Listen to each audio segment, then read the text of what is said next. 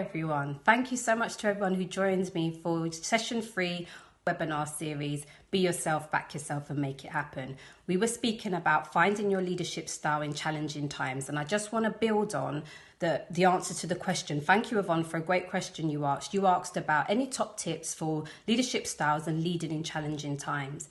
And I think what I'm going to say to you here about my experience at the beginning and during the pandemic will play that. So at the time, I was the Director of Strategy and Transformation in a busy NHS trust. But the very first week when the pandemic really kicked off, I was unwell and I was off sick. I'd recruited an assistant director, but he hadn't started yet. So my next most senior manager took the initiative to pivot the team overnight from what they were doing in business as usual to be project and program support for now this new pandemic program that the trust had to respond to overnight. He felt empowered and supported to do that in my absence. Things were able to move without me being there to direct it and to support it. He just did that. Now, when you are in a pandemic or when you are under pressure or you haven't got all the answers, it's really easy for directors or senior leaders or leaders, even if you're leading a team, to go into command and control and directive. Do this, do that. I need you to do this and do that. And start tell.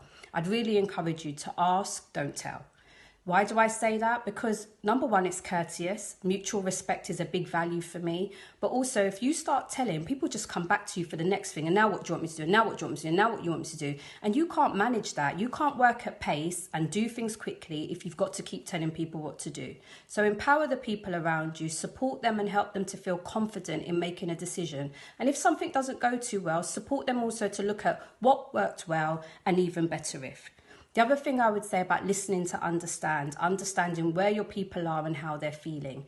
When we went into remote working, as many people did overnight, we lost something in our team, the way how we work together as a unit physically and that camaraderie, and also as managers being able to see quickly how people were feeling and whether they had capacity to do what we were asking them to.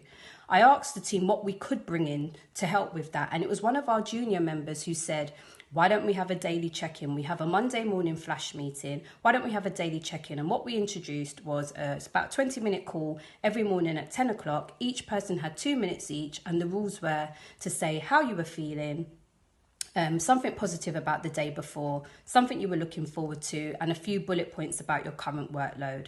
Absolutely fantastic. Helped us as managers to understand how people were feeling, to encourage each other to focus on our well-being, to offer suggestions if people's workloads were heavy, and to support each other. So I just felt that example really embodied those leadership tips that I shared yesterday. Now, why am I wearing a Liverpool shirt? You know I love football. And you'll know I love Liverpool if you know me well. But the reason why I'm wearing the shirt is because this was my leaving gift from my team. And oh my goodness, one of the best gifts I've ever received. And they took the time, they knew me well. And this really touched me. People knowing what's important to you is so important. And what they did for me here, something so special, I'm going to turn around and show you. They had the shirt personalised for me. Never had one of these before, and it touched me so much. So please remember those tips that I said. They'll be going across the video as well. I'll also share them in my post, but I just want to encourage and support you to be yourself, back yourself, and to start taking the small steps, feeling supported and encouraged to make it happen. Thank you.